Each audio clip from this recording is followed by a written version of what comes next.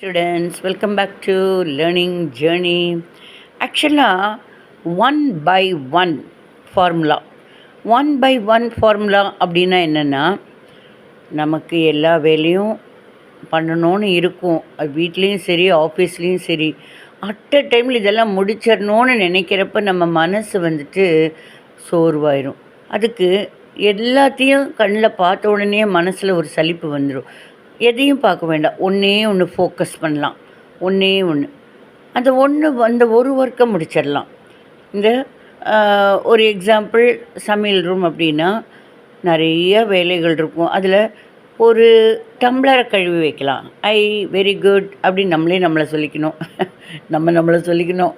யார் சொல்கிறாங்களோ இல்லையோ, நம்மளுக்கே தான் செல்ஃப் ஃப்ளாட்டரிங், அதாவது நம்மளே தான் புகழ்ந்துக்கணும், வேறு வழி இல்லை. அது நம்மளை என்ன சொல்கிறது, ஊக்குவிக்கிற மாதிரி இருக்கும். சரின்னு ஹாஹா சூப்பர், ஒரு டம்ளர் கழுவி வச்சிட்டேன், வெரி குட். அப்போ நமக்கே ஒரு நம்பிக்கை வரும் நம்ம மேலே. இன்னொரு டம்ளரை கழுவி வைக்கலாம். ஒன்றே ஒன்று, அந்த மாதிரி ஒன் பை ஒன்.